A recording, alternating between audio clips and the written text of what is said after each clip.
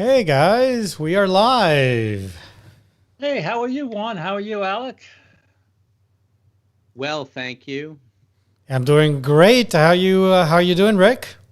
Well, I'm a little warm. You look like you have like a sweater on up there in Bangor, Maine. It's been cold the past 2 days. Tonight's going to be 49. This is No, ridiculous. Yes, tonight's going to be 49.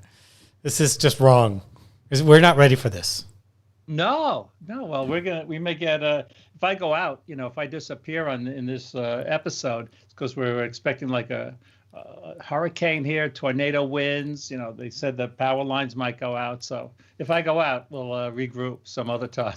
Why, no, nothing surprises me on 2020 anymore. Did you hear there's No, an asteroid going by the Earth the day before election? no, I didn't hear that. So we may actually all be spared this election. We may all just disappear. Well, well, we'll see. But anyway, we want to thank everyone for tuning in once again. We've been doing this for a few months. Alec, Juan, and I, we have so much fun doing this. It's great phototherapy for us, great therapy in these totally crazy times with asteroids and everything else that's going on. My son's out in California with the wildfires, a little worried about that, right? The hurricane for the people in Louisiana and Texas. Our hearts goes out to you guys. I mean, it's not good, right? Climate change is real. Yeah, absolutely. This is, yeah, like I said, nothing surprises me anymore. With this hurricane coming through, that double whammy, like the first time ever we had one hurricane after the other. I don't know Yeah, what's I going know. on. It's crazy. Well, anyway, we want to welcome everybody. And today's topic. Oh, first, Juan, what are you drinking? Oh, I am It's happy hour. drinking. It's happy hour. I'm drinking Newcastle. Newcastle. Yeah, but Yeah, which you is my turned me on to standard that beer. when you stayed over here for when we were doing that video about 36 years ago. No, I think Right. it's about 10 years ago. You turned me on to that. Alec, what are you drinking? I am drinking Dunkin' Donuts hazelnut today. Oh, great. Oh, That not sounds good. pumpkin spice latte? I heard that's going on already. Yeah. Well, I might be on generator command patrol tonight, so I'm just sticking with my water. Filling up the generator, listening to the sounds, doing all the switches. So we'll see. So anyway, the topic today's topic is close-ups. Guys, can you believe the images that people are posting here? This is incredible. The number of images and the beautiful images is just incredible. We have what, 420? Yeah, well, that was yesterday, so I think we have closer to like 450 today. I put this show, with all the input, put it together yesterday. But I was so inspired. I put together that little movie with the music in it because I mean I was blown away. It was just the pictures are just so beautiful, as people will see during this episode of the phototherapy happy hour. So when it comes to close-ups, we were really thinking of close-ups. In other words, photographing subjects close up. So Stephen is always here. Alec, my guess is he's here with us today. I haven't seen him yet, but he Oh my usually does gosh. get here. Okay, good. We can go to the next slide. No, uh, I wouldn't do that. no. Wouldn't do But what we want to do is we really want to stress that this was really about photographing subjects close up. So this is really they're beautiful close-ups taken with the telephoto lens. So it was in the close-up category. So we did want to give a shout out to the people who submitted pictures like this. There were probably about 50 pictures, taken with telephoto lenses, including this one by Stephen Engel. When I looked at this, I said, man, this is like a great shot taken with like maybe a 50 millimeter or a macro, 50 millimeter, 100 millimeter macro lens. But Juan, what do you think of this shot taken with a 100 to 100, a 150 to 600 millimeter lens with a 2x teleconverter? That The is process. that is pretty cool, and this is channeling our good friend Dom Kamerchenko, right? Because he Yes, showed these images and he talked about this kind of work, absolutely beautiful. I would have never guessed in a million years that I know. this was taken with a 150 to 600, even with a teleconverter. But that is pretty I cool.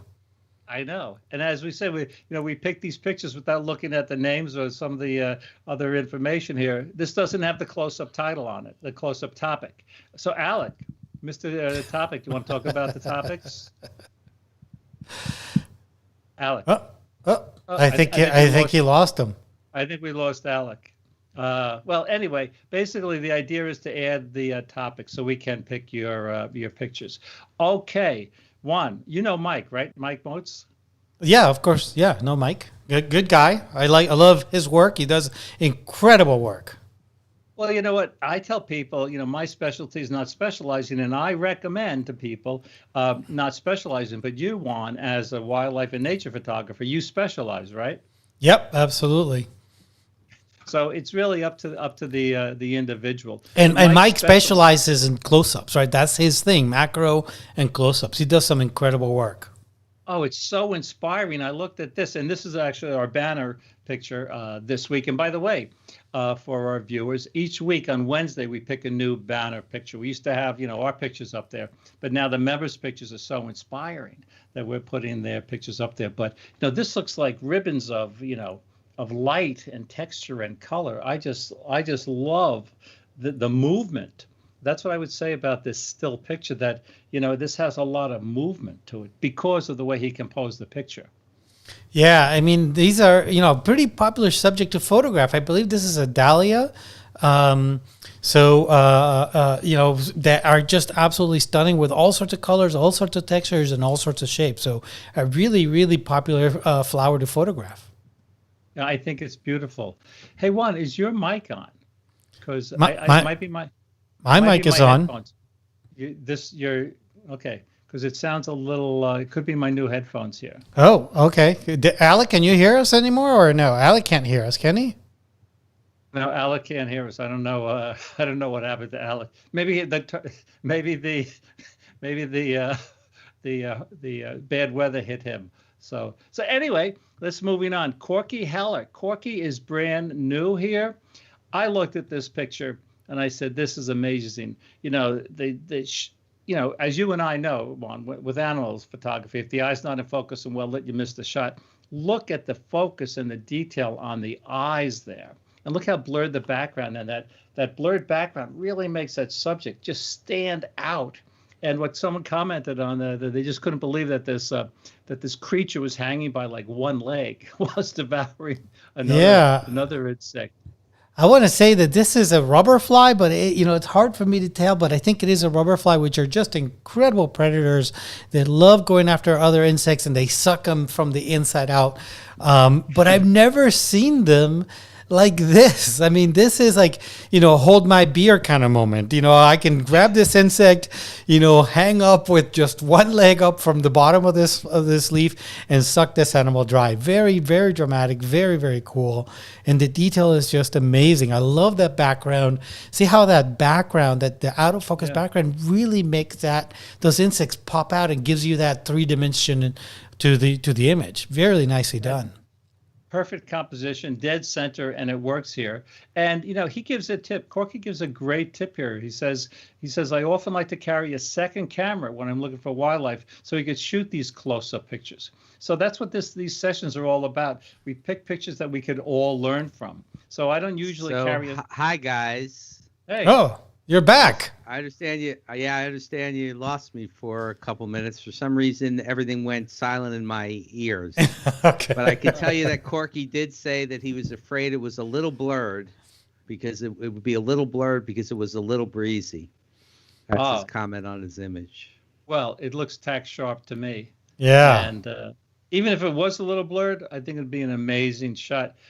So Corky is here. Corky, I don't know if you know about Nature's Best. So Nature's Best has a competition, and they give out prizes. I don't know the amount of prizes, but it's cash and some other benefits. You get a plaque and stuff like that.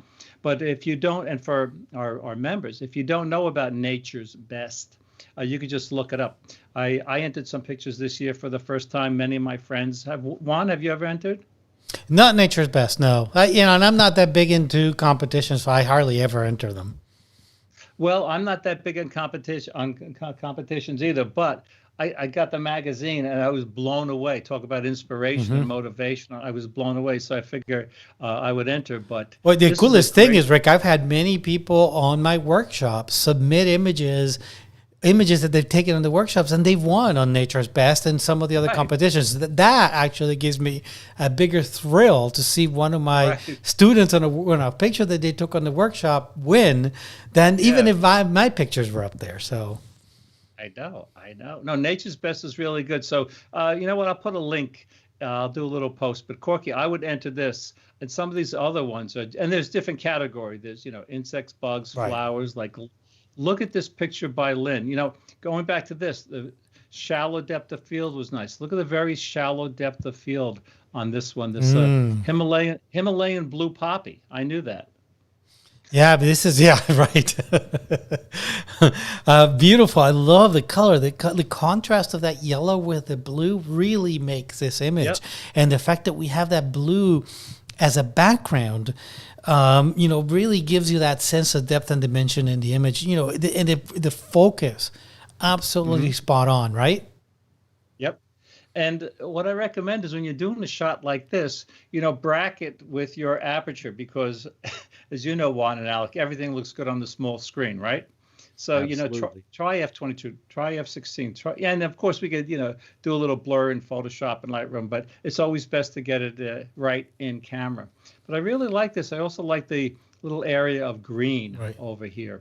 I think, sometimes I think we have some pictures coming up where there are some elements in the edges that kind of detract from the center. But I think that green here, goes with this green. So composing for color is really good. I also like the exposure. These bright areas, we still see a little bit of detail here. So Lynn, great job in the Himalayan blue poppy. The other thing, Lynn writes, it's from Longwood Gardens. It was taken in March, right before they shut down. I think we went there right before it shut down, because Susan and I were there, I think, in February. Alex, I want to comment. Wait, I want to comment something that you said, Rick, that about shooting with different apertures. And part of the reason for that, right, is because we don't know exactly what the best aperture is going to be. Sometimes by going afterwards and reviewing the images, you may find one where the depth of field was too deep, and then those petals in the background, for example, for this image, may be too recognizable, and you wouldn't get that nice shallow depth of field and that sense of 3 dimensions in the image. So that's a great tip, to be shooting with a couple of different apertures to vary that depth of field, so that then later on, when you bring those images back into the computer, you do get to evaluate that depth of field a lot closer and pick the right one. It could also work for shutter speeds too. Like we were out in Bosque del Apache photographing the birds taking off early one morning. We were there. This was after the workshop we did with you on, and Chris Klapik said, "Okay, everyone set their camera on a 15th of a second." So everyone had the cameras on a tripod. A 15th of a second seemed to work pretty well, but sometimes, and also with panning, right? It could be a 15th, it could be a 60th, it could be whatever. So, if you don't know exactly, it's always a good idea to, bracket your exposures, not for, a different exposure, because you could pull so much out of a raw file now, but, bracket for the depth of field, as in this case, and bracket with your a shutter speed for creating a different sense of motion. So, Lynn, great job here. Oh, Alec, you want to talk a little bit about Longwood Garden? I have not been there, but when my package arrives, I will be going. Okay. Which should be any day now, because it is back open. Well, Longwood Gardens is it's just beautiful. Our friend Chris Smith from out of Chicago, he does workshops there. It's an amazing place. Susan and I were there. She was there with her iPhone, and she's getting amazing pictures. They've got to be hundreds and hundreds of beautiful flowers and plants, inside and outside. So it's it's not too far from you, right, Alec? No, it's right at the Delaware Pennsylvania line, but it's worth the visit. I understand it to be a magnificent facility. It's beautiful. And it is open. Oh, that's cool. Okay, next up, Bonnie. Bonnie's usually here a lot. This is icing on the birthday cake. So I think this is really good, because as you darken the edges here, nice depth of field, nice colors. But in these times of the pandemic, people say, "Oh, I have nothing to shoot. I can't go out. I can't do this." Look at this nice picture that she got, on a kitchen table or dining room table. or in a bakery. I don't know. Right. I mean, this is the cool thing about this. I guess one of the silver linings of this pandemic that people are becoming really, really creative on what they photograph and maybe photograph things they wouldn't have photographed before, right? Right. Yeah. Nicely done. I mean, who would have thought of this? And again, you know what? This is okay. This is icing on the birthday cake. And if we go back to Mike's picture, right? Mike Motz's picture, look at this. It was, they both have a sense of motion, a sense of movement. So I think it's kind of cool. So yeah, well, there's an expression, that you don't drown by falling in water. You only drown if you stay there. Yeah, well, Bonnie commented that she took that on a table. She took it on a table. Yeah, but it's up to us, right? We could say, oh, there's nothing to photograph. Well, I think Nancy Lee Mudd, who's not here today, or actually don't have any of her pictures in here today, but she's doing amazing work photographing flowers in a kitchen that she's never done before. So I compliment all the people who are doing amazing work during these crazy, crazy times. Okay, Maria Stuckey, I think she's been here before. I really like this. Juan and I, actually, if we go back to this one, so Bonnie says she used the vignette here to darken the edges. Well, here's like a reverse vignette, and it works, right?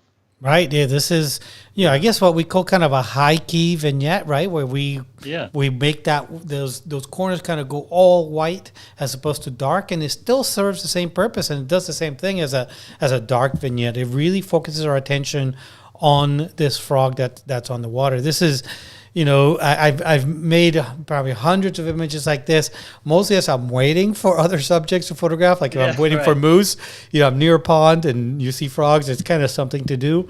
But I love photographing them. When I lived in North Carolina, I used to have a pond that I built in front of my house, and I would go there to photograph the green frogs all the time with water lilies and all sorts of backgrounds to shoot. So, one of the things that intrigues me the most about these images is the patterns in the eye.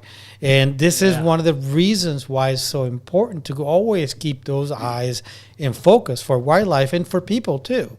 That's the most important thing. Like you like to say, Rick, the eyes are the gateway to the soul. Is that you're saying? Yep. And if you don't have those eyes sharp, you kind of miss the point. You don't make that connection. That eye being sharp allows the viewer, it allows a relationship to build between the viewer and the subject, right? It allows you to connect with that subject, which makes for much more compelling images.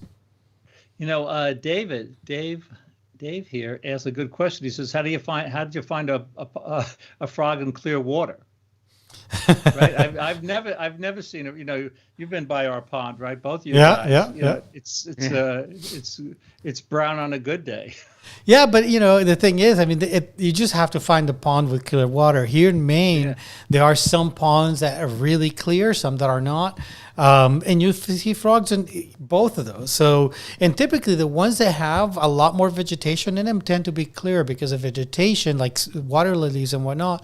They kind of filter the water. So you just have to look a little more. And another example, this is number 9. We had another one here. The main subject's basically dead centered. Subject. So basically, the thing to do is, think about the rules of composition and then definitely break the rules of composition. I also really like the way this little highlight is here with a couple of little points of light. But I think this is just a very, very creative, doing a reverse vignette. So we could try that. You could do this in Photoshop and Lightroom and in a lot of the different plugins. Okay, the next one is taken with an iPhone, Gerardo from Mexico here. I really like the composition, but there's something really cool about this. I think that we have this almost like this diagonal line going from this corner, over from this, lower left-hand corner to the top right. So if this was photographed like straight, it wouldn't have such a dynamic feeling to it. So I think he did a good job by tilting the camera or maybe it was just on a tilt. And I think Gerardo has been listening, because I know he posts a lot. Juan and I talk about using Border Patrol, that you run your eye around the frame to make sure what you want is in and what you don't want is not in. But I think if he had cut off any of these, he wouldn't have missed the shot. So I think this is, this follows that tip. The name of the game is to fill the frame.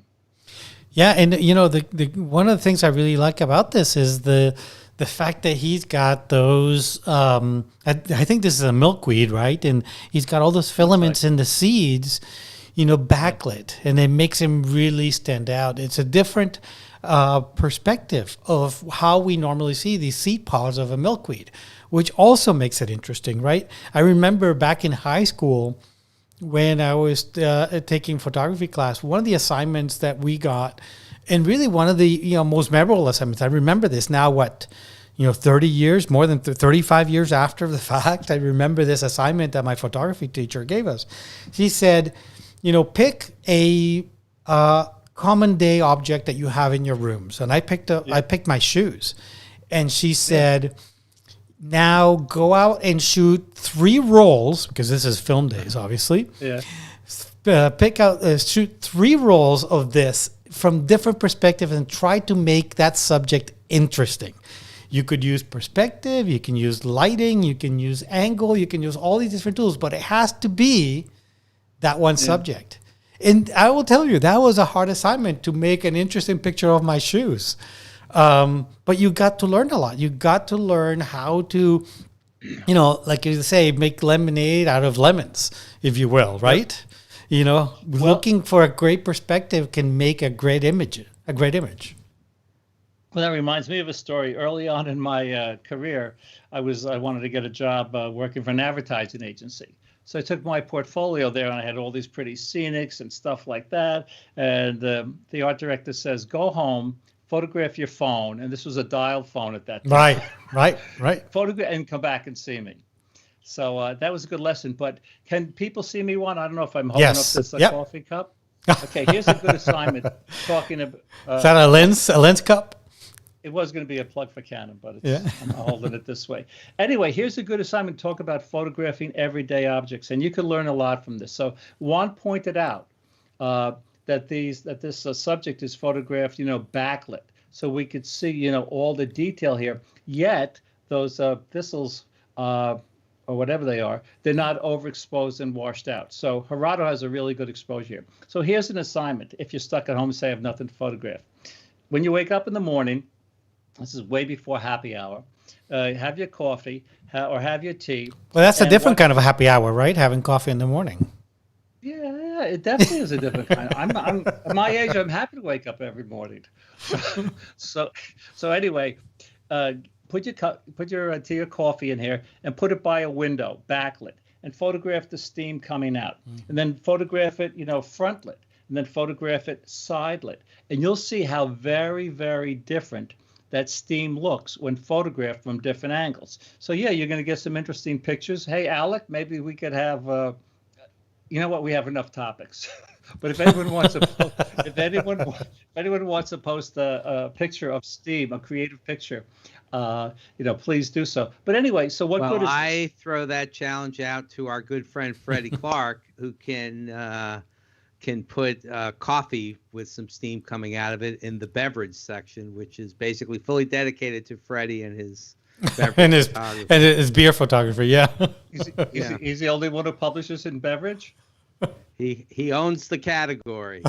Okay, Freddie. Well, we're going to ask Freddie to do that. But seriously, you're going to learn something from this. So when, I don't know if Yellowstone is open, but say you go to Yellowstone and you're photographing Old Faithful, you'll know that it's going to look different if the sun is behind you, in front of you and to the side. So what's great about photography and what's great about, I think, these sessions is what you learn in one area, you could apply to like another area. So Freddie, try that for our members. Try it. And it's a fun challenge, and you will see how different it looks. So also experiment, as Juan and I were talking about, experiment with different shutter speeds and try to get that, steam, maybe really blurred. And try to experiment with different apertures. Maybe you want the window in the background sharp. Maybe you want it soft. So I think it would be a fun challenge. So if people post these pictures, we're gonna pick a couple. I don't know what the topic is next week, but we'll show a couple. All right, yeah. Freddie's up for it, and he invites more people to add to the beverage topics category. Are Mike and Linda here? But he says for a fee because he owns it. So. Oh well. Oh, he owns it. Yeah. Is Mike Cullivan here and Linda Cullivan? I think Alec? I think I Yes. saw them. Yes. I think Linda, I definitely is here. Well, I I'm want to sure give Mike is here as well. I want to give a shout out to them. They love this so much. We were up at their house. I don't know if you've been there, Juan, but they have Oh like yeah. the largest TV screen known to man, like in their Bigger than in their, yours? No. yeah, bigger than mine in their den. So they watch this. I don't know if it's with Apple TV or whatever, but they watch Happy Hour on the big screen while they're having happy hour. Yeah. So I think that's a cool idea. That would be kind of scary hour now that I think about it. With our faces that big up there, yeah, that would be a little scary hour. Well, yeah, we have some pictures. Like if we're going to get to this one in a minute, but this could like freak someone out. So anyway, Ted Johnson, I like this one a lot. I think I'd like it a lot. No, I think I'd like it a little more if this part of the plant were not cut off. Yeah, I would like to see a little bit more room around the image. You know, both at the bottom and definitely at the top, to give you a little bit more breathing room and make sure you're not having those collisions of the subjects around the edge. Like you said earlier, you know, border patrol is important. Yeah. We need to come up with a different name for that because that has a political connotation nowadays. You can't, and there's no politics here. Mind your edges. Mind your edges. That's the new saying. Hey, Juan, I remember, I have my salmonisms. I think a couple of weeks ago, didn't I challenge you to come up with some Juan Pons-isms? Oh, you sure did. I totally forgot about it. So here's one: mind your edges. That's the first one. That's the first Ponism. Okay, we want to hear some more next week. But anyway, Ted, really nice job. I like the movement that that looks like these, like tentacles of like a beast or like reaching towards the sky, like an alien or something. So this might be freaking Mike and Linda out. I don't know. Especially if it's like, 10 feet across in their living room. Well, they say it's scary, but we can handle it. I don't know if it's the image or if it's the three of us, but they say they're handling it. Probably the three of us. You know what? But, again, getting back to learning I think we've tried to give some tips for all of the photos so far. So what Ted did is he said it was naturally dark, but he darkened it a bit more. I think that really helped to bring out the subject. So yes, get it right in camera, but try to think about all the different things that you can do after the fact to make the picture a little more creative, maybe have a little more impact. I have a friend, Gary Potts. He came on a workshop, and, when Juan and I do a workshop, and we hope some of you come on our Bosque workshop, our Cuba workshop next year, we ask people, what's your goal? Because it's really important to have a goal, right? Like if you go to Bosque, it's not just, I want to get great shots of birds.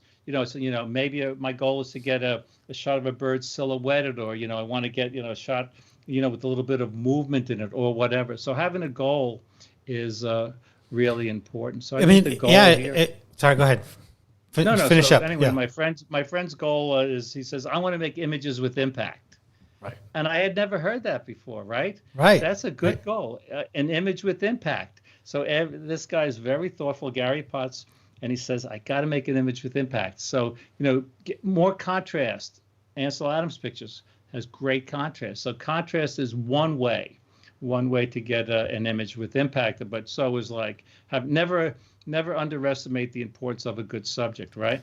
Right. And you're right, is what's your goal? One of the things that we like to ask people is, what's your goal for this particular workshop? And, it's not just like you said, making an image, a great image of a bird, but it's, improving your photography. What is your goal for this particular event in improving your photography? What can we help you achieve and learn through that process? Right. So very important, more than just taking a beautiful image of a crane coming in, landing with the sun, backlit sun and all that kind of stuff. Right. Yeah, we all want to do that, but more importantly is to come away with having learned something and having improved as a photographer. Yeah. So have a goal and then maybe narrow that goal. Right. The only person this didn't work for, by the way, was Christopher Columbus. Why is that? Yeah. Well, because when he left the New World, he didn't know where he was going. When he was in the New World, he didn't know where he was. And when he got back, he didn't know where he had been. So it didn't work for him. But that's right.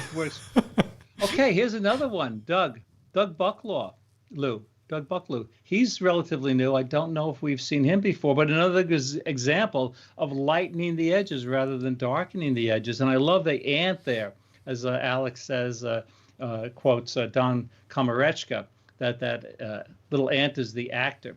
But I also like the way it's photographed at a little bit of an angle. And so not only is it lighter at the edges, but it's softer at the edges. So it's a combination of a vignette and a soft. Oh, actually, in Nick Color Effects Pro, they have a soft focus vignette feature in there. I think you can do it in Lightroom too, right? Oh yeah, you can definitely do that in Lightroom as well, and you can do it as a vignette, or you can actually do it as using the radial filter as well. And it's an effective way to draw attention.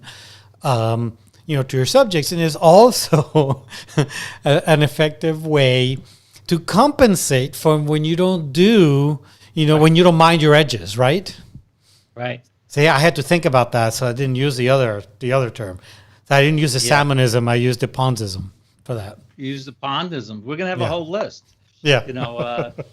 And then we could have the battle of the isms maybe on one of our shows. Oh, right? that'd be good. Give an ism, I could give an ism. Yeah, we haven't done one of those battles. We haven't done one of those battles in a while. We used to do the battle of like the sunset tips, and then we do the stump the chumps, if you remember. So we haven't done either of those in a long time. Maybe we should do an episode on that. Someone has. When we were in the California Photo Fest, Juan and I did the Battle of the Sunset. Yes. That was, I don't know, like 8 years ago or something like that. Yeah. Yeah. Yeah, that was pretty good. Because that had a lot of good, it was fun. And actually with Don Carter, Don Carter, right? Yeah. He used to be the president of NAMPA. When we were out in Bosque, we had the Battle of the Bird photography tips. So he would give a tip and I would give a tip. That video is somewhere in YouTube. We got to find it and post it on the phototherapy group, because that was an incredibly fun and a lot of great information in a packed in like 5 minutes, tons of stuff. Well, speaking of fun, I'm going to go on a tangent as I usually do, but Juan and I made a video, and this is our most popular video ever. So Mike and Linda and everyone else is watching afterwards, or if you can open another window here, just go on YouTube and type in Juan Pons dancing with the tripod.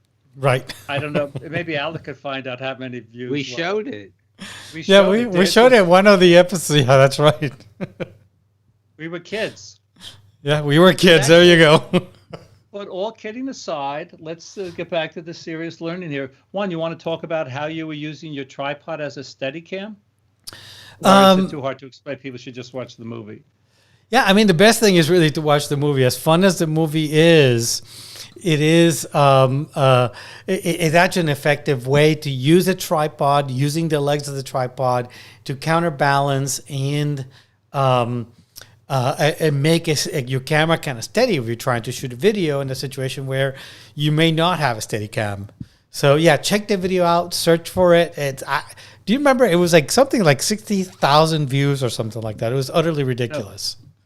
Maybe if someone could look it up and let us know. But it was a lot of fun, but it was practical, and that's I think one of the things I love about Juan, and it's one thing that I try to do, is Juan likes to make learning fun.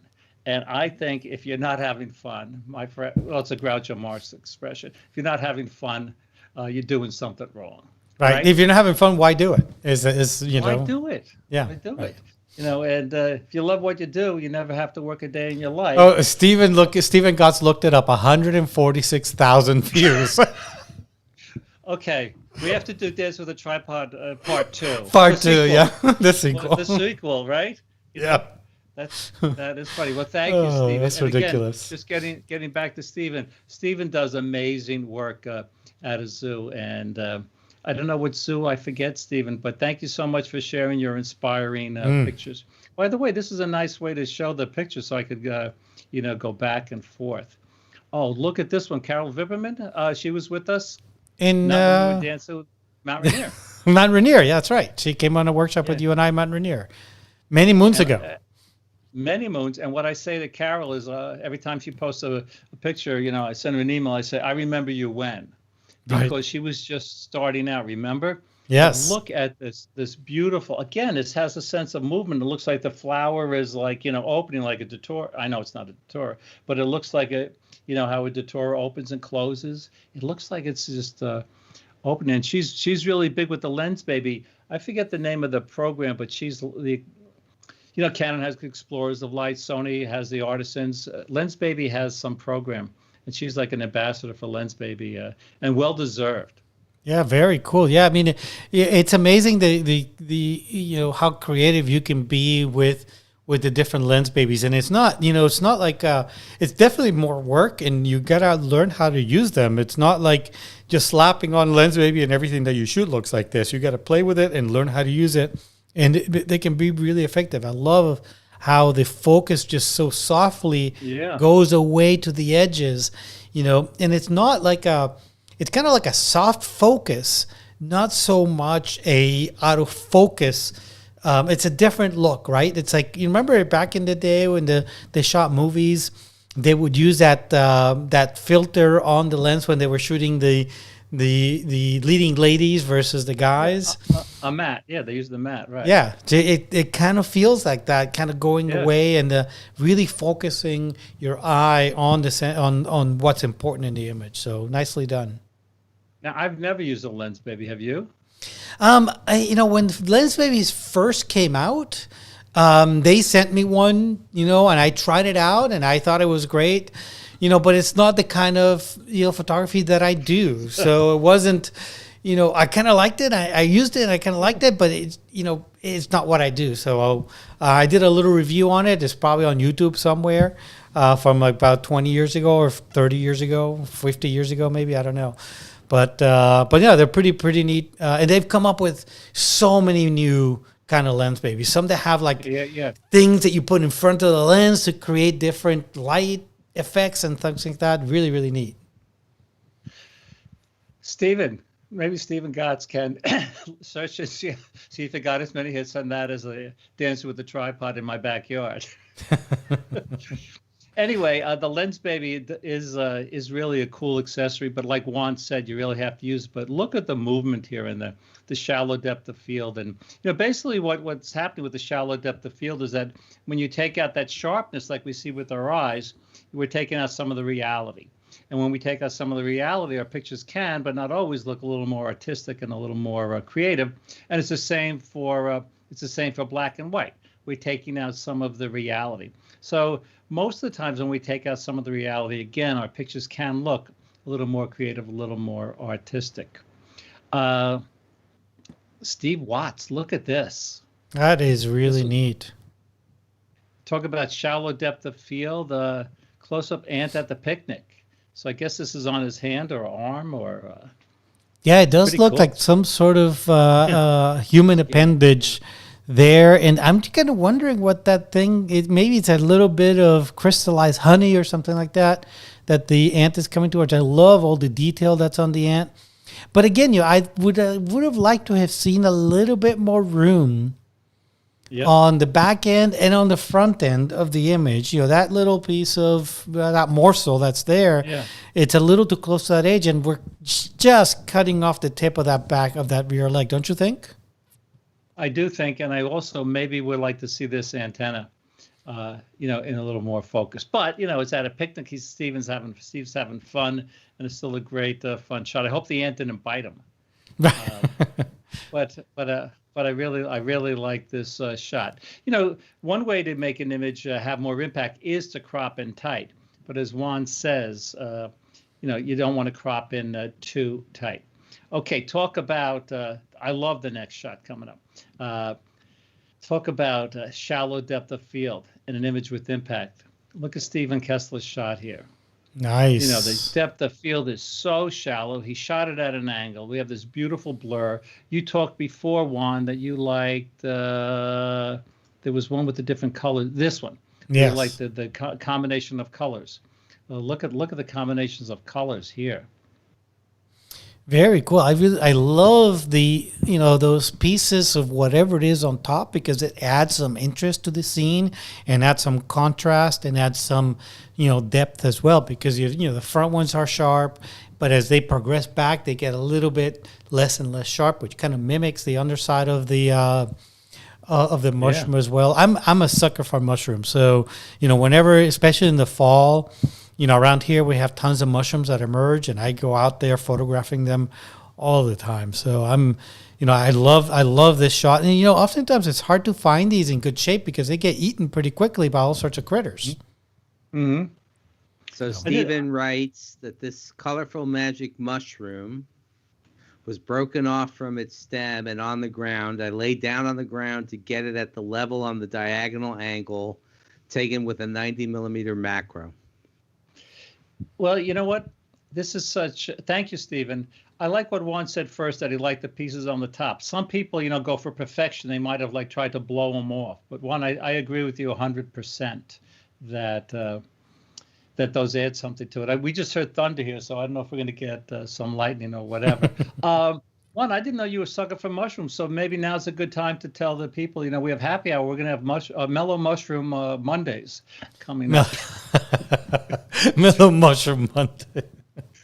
Okay. That could be like a salmonism. But Stephen, seriously, great job. I don't see a topic added, but again, it was such a beautiful, beautiful shot for a lot of reasons. And now, do you consider? I have a question for you, Rick, on that previous image. Do you consider that a close-up or a macro? Well, he called it a macro. I know we talked about the difference between a macro and a close-up before. What would you say? I would say it's a macro more than anything. Yeah, I would say it's a macro mushroom. That is cool. Very, very cool. I like very a nicely. Bit of blur. Good job. Okay, this is fun. Chris Hansen, this is a little toy, right? VW. I had a VW, actually a little older than this, that I took to Woodstock in 1969. This is a much newer model. But again, people are stuck at home, right? They can't go all around. So he got a little toy VW microvan and, put it outside and took a really fun shot. Yeah, no, it's kind of neat. And, it's funny because you look at it and you're not really sure whether it's a real van or not, right? Well, I think you brought up a good point, because you could do this like with the tilt shift lens, and you could do this with the tilt shift filters in Photoshop in the blur gallery. But a lot of it looks fake, right? Juan, you brought up a good point. It does look real. It's interesting that the mushroom shot that you like goes with my VW van that I took to Woodstock. So that's a whole nother story. I noticed that. Did you put those one after the other, on purpose? Yeah. Maybe, maybe. Hey, Freddie Clark, he departed from his beverage photography to not quite. He was having some beverages. It's a hop, right? Right. But look at the shadow. There's an expression, not a salmonism, but I use it as a salmonism. Light illuminates, shadows define, and shadows are the soul of the photograph, and shadows are your friend. And what makes this picture, like Ernest Edward Weston's Pear. You know that picture, right? Mm-hmm, yeah. For our listeners who don't know, for our viewers who don't know about this shot, Edward Weston photographed a pear that is so sensual, so sensuous. It's an amazing photograph. He actually built a special lens. If you do a search on how he made that picture, he made a special lens, so he had, because he was so close, so he had very shallow depth of field. So Edward Weston, I don't know the name of the photograph, but it's not a pear, it's a pepper, right? It's a pepper, yes. It's a pepper. Anyway, it's a beautiful, beautiful shot. How do you know that he created a lens just to make that image? That's pretty remarkable. I know. He created a lens to photograph that pepper. But anyway, Freddie, great job with the shadows and the composition here. But my guess is Juan's going to say he would like to see a little more room. But maybe not. I don't know. I don't want to put words in your mouth. No, I agree. I think it's a little deceiving the way that Facebook frames this, but you can see that the edge is right there, right by the edge of that hop. But so I would like to see a smidge and a little bit more room on the right hand side, just because I always feel that when the images are so close, your subjects are so close to the edge, the image feels a little bit tense and uncomfortable. You want to give your subject a little bit room to relax in and breathe. So Just a tiny bit of more space on the right-hand side. Otherwise, I mean, I love the lighting. I love how dramatic the lighting is. You know, you can see that the main light was on the right, but he did have some fill light on the left because you don't want that whole side to be in complete shadow. So really nicely done. So here's another thing that our members can do at home. Get a plant, get a piece of fruit, right? Get a vegetable and try to photograph it and just put up some. You could use a flashlight. Maybe you could try painting with light. I have this little flashlight here, and I could do a nice little light painting with that. And light painting's fun. So for light painting, what you want to do is you want to put your camera on a tripod, have the room dark, and just use your light to like paint around the subject. And you have to do it a few times to get it the way you want, but it's really a lot of fun. And we did that actually on a larger scale out in Bosque del Apache. We talked about this last week, Juan, right? When we went to that the very large array and we found a tractor outside. We were painting with like giant flashlights. Yeah, and it's funny because there are multiple ways of doing that. Oftentimes, I know I like to find a subject, set my camera up, and do all the painting at once. But I learned from our buddy, what's his name now, from the Creative Cruiser that has he's a Photoshop guru, has a big van or big bus that he travels around the world in. He taught with us at the Color Photo Fest. Ben Wilmore. I learned from Ben Wilmore, who's a master of light painting. Yeah. When he does light painting, he oftentimes does it in multiple frames and then composites the frame into Photoshop. So he'll focus on just one part of the subject, paint that, and then do another shot without, the camera's on a tripod. Then he'll paint another part of the subject, and focus, on that. And then later on, he puts this into Photoshop and composites the image based on the way he's lit it. So and I've done that a few times, and it can be very time consuming, but incredibly effective because you don't have to make sure that you have enough light on this place and then have enough light over here. And, so it's something to think about if you want to experiment with that at home. Now is the time to do that for sure. Hey, how about the topic of light painting for next week? Oh, that would be awesome. That would be great. I have a picture. So light painting is going to be the topic. Do we have a topic already? A tag? It will be added. Alex will add that.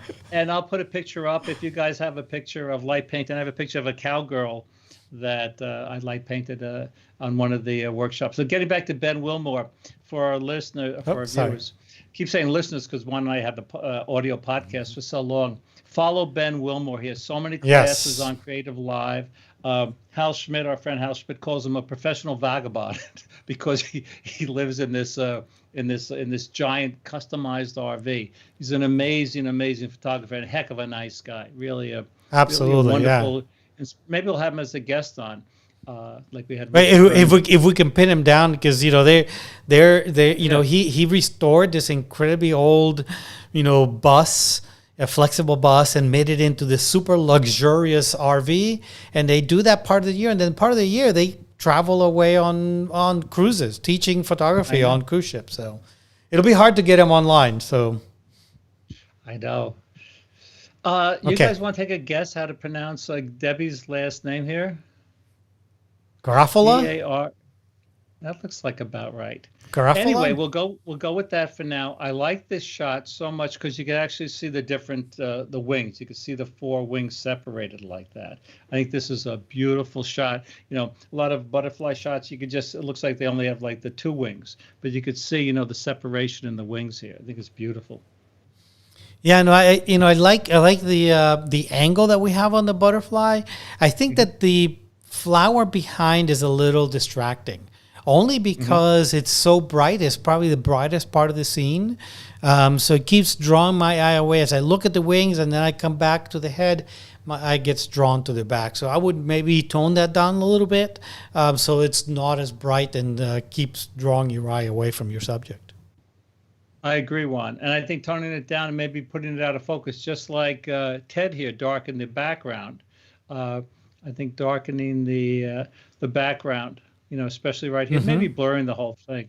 But I think from a scientific standpoint, I have a book that's out of print on butterflies, and I learned a lot about butterflies. I just love the way this butterfly is photographed. Mike Moats liked it. Look at that. Yeah, I have a copy of that book. Beautiful book. Oh, thank you. It's a collector's item. That's right. With It's no- especially mine's no signed by the author. So Oh, there you go. Pamela DeCamp, look at this. We like this photograph. We were talking about this before, but both Juan and I agreed that this picture might have more impact without these dark parts here. Because yes, our eye goes to the, as Juan expertly pointed out here, our eye goes to the brightest part. In a scene like this, our eye also goes to the darkest part. Yes, in the tiny little bees, it's darker here, but it is a little distracting. They're pulling our eyes away, I think, from the middle there. yeah, I mean, I think that I do like the image. I think that those little edges distract a little bit from the scene, but at the same time, they bring back a little bit of reality to the scene as well. So I kind of go back and forth whether I like them or don't like them. So I think in the end, I probably would want to get it a little tighter because to me, the most interesting part is the center of this image, right? The bees, especially the fact that they both seem to be going in a clockwise direction. Right. They're both Right. facing. So it's, absolutely, stunning, beautiful. But those edges, kind of like draw my eye away a little bit from the bees. And I want to be focusing on those bees. But again, I think the main thing, is going on here. Every picture here is cropped, like square or horizontal or vertical, whatever. It was a while ago. Someone was cropping their pictures as a circle, right? Cropping them round. This is just an interesting, some of the old photos. Alec, no, I'm only kidding. I could add another topic. Circular. Well, as long as I'm in there, what would you like to do? I think we're going to drive him crazy with topics. Too many. There's such a thing as too many. Yeah, light painting, 2 words. Anyway, Sissy Fry, who's here on a regular basis, she says, "Funny, 2 bees or not 2 bees?" So, Sissy, thank you for That's great. Thank you for the smile. Phyllis Webster, look at this close-ups. It's again, it didn't have a topic on it, didn't have the close-up topic, but I thought it was a nice close-up. We could tell what it is, right? The braids of the mane on a horse. I like the composition there. So again, we can tell what it is without seeing like the whole animal. And look how sharp it is. And like in Freddie Clark's picture, we could go back to that. Look at the nice shadows. I think it's the shadows that bring out all the detail here that looks just so awesome. And a great braiding job. I'm not a horse expert, but to me, it looks like a great braiding job. And if my hair gets any longer during the pandemic, I may be doing this. You may need Phyllis to come over and braid your hair. Yeah, interesting. I love, one of the neat things about this image that I like is the angle that it's in. This is not a normal angle, right? A natural angle. So it actually, by doing that, you're removing a little bit of reality from the scene. It makes you think a little bit more of what it is that we're looking at. So I appreciate that. I appreciate that the angle's a little different than you would normally see. Nicely done, Phyllis. I like it. Very good. Okay, we got 6 minutes left here. We try to keep these to an hour. Glenn Taylor. I love the detail here. He, I've seen a lot of pictures from Old Car City. I did a workshop with Glenn there several years ago, Old Car City, and there's a railway. Alec, do you know the Railway Museum, the Southern Railway Museum around there? I do not. Anyway, Old Car City, they have like hundreds of cars over like 3,000 acres. I don't know. It's just an incredible place. But I like, Glenn is an art director. And I could tell from his pictures that he has a very strong graphic element in all of his pictures. So this is just not a close-up of a logo. It's the logo. It's all the growth of these and the way he the lichens and this moss and all that.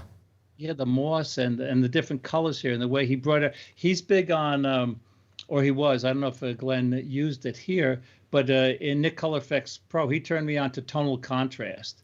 And it seemed like this picture has so much contrast in it. So again, you could do the same thing in Photoshop and Lightroom, but that's a quick way to do it. I just love the contrast, but also how we have detail in this very, very bright and shiny area here. So exposing for the highlights is the tip here. Yeah, I mean, I love the contrast of the new versus the old, the organic versus the organic, if you will. Yeah. And this is, again, one of those images where dead center, is deadly in a good way. In that, because our subject is so graphic and it is our point of focus, it works centered. I'm not sure that would have worked any other way. So nicely done, Glenn. Yeah, I think because of this is so symmetrical, like the V. So good job, Glenn. Oh, Sissy Fry is here. Okay. Oh, wait, I missed one. Look at this color. Again, I think what helps to make this work, Juan pointed out here, it's, the angle here. We had a nice angle here. We had another angle, I think, up here. If we go back to this one, the way, this bug is like at an angle here. So Ladine Spring. She's new here. I haven't seen, so welcome wherever you are. If she's watching today, let us know. I like the image. I like you said, the angle is great. Having that diagonal makes it really interesting. I know. More breathing room. Yeah. I mean, a little bit more breathing room for sure. But, I think that I would have preferred to have less depth of field, don't you think? Yeah. A little bit less depth of field to kind of make the bug kind of stand out and make it more three-dimensional, look like it's going to jump out of the screen and onto your face, which, some people may not appreciate. My mom was deadly afraid of katydids. So if she saw this, she'd probably start sweating right now. But I love the detail. And I love the fact that people appreciate bugs, which is not something a lot of people do. So I do love that. And Ladine is here. Oh, good. Well, welcome. Where is Ladine from? Well, we're waiting to hear the answer. Scott Kelby hates bugs. Like when he does the image critique, he won't. This may have changed, but when I was there doing the live blind critiques with them, he was not a big fan. But Ladine did something else here. Look at the nice drop shadow, on her logo here, on her signature. Which brings up another point. Some people have Glenn has his name in there. So, some people have their names in there. It would be nice, not necessary, if you put your names in there, just so people can reinforce with who took the picture. So where's Ladine? Writes, Ladine is from Illinois, and she wrote that she spent lots of time just to get this shot. Cool. Where'd she take it? Backyard? Yeah, we don't know. We don't know. We'll let you know. Okay, we'll let you know if she answers. And Stephen Gott said that no change. Scott hates bugs. Okay, no, Scott hates bugs. Yes, Stephen is a friend of Scott's. So Ladine, welcome. We're glad you're here. We haven't seen you here. And Alec just may want to make a suggestion on this post. Cool. Add a topic. Add a topic, so we could find her in her neighbor's backyard. Well, see, you don't have to go like to Longwood Gardens to get great shots. Okay, coming down the home stretch here, Sissy Fry Wilson. I love the water droplets here. I like the darkness in the back. I might have darkened this like a little more, but look at again this. Whoops. Sorry, Sissy. Look at the movement here, right? Yeah, the line that your eyes follow as they follow those leaves, those flowers from lower left to upper right.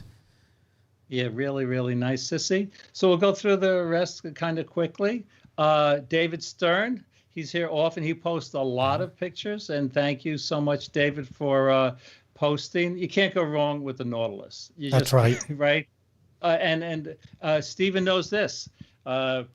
Scott Kelby loves spiral staircases. So you can't go wrong with Nautiluses and spiral staircases. So again, this has some nice movement, but we've been talking about movement in right? Look at the movement here.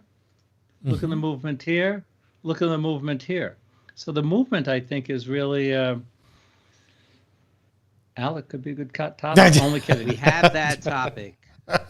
We have that topic. No, okay. Enough tops. There. Okay. Okay, Linda Cullivan, who's watching this up on their big screen up in Maine. I sent them a picture of the lobster. We had lobster dinner ordered from Maine last night. It was really good, 2 lobsters. But look what she did here, tree reflection in an old car headlamp in the junkyard. So I don't know if this was Old Car City or whatever, but it's very creative, right? So, there's an expression, sometimes the subject is not the subject, right? So someone might be looking at the headlamp and say that's a subject, but the subject was really the reflection. So I think this is really cool. Yeah, no, I like that. I like that very much. And again, one of those mysterious subjects. You look at it, you recognize parts of it, but you don't recognize others. So it makes you look deeper and deeper into the image and kind of grasps your attention and your imagination. Nicely done. Well, I like what you just said, Juan, that you said you look into the image. Ansel Adams said, photograph is often looked at, but not looked into. Right. So what you just said, I think, reinforces that point that we need to look into our images, like this image by Bridget Lucht, I think is how you pronounce her last name. This reminded me of the Crown of Thorns, and she calls it confinement.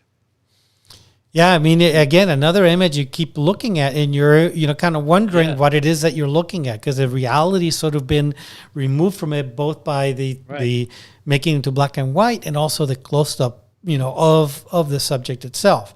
So you keep looking, you keep finding patterns, you keep finding lines for your eyes to follow.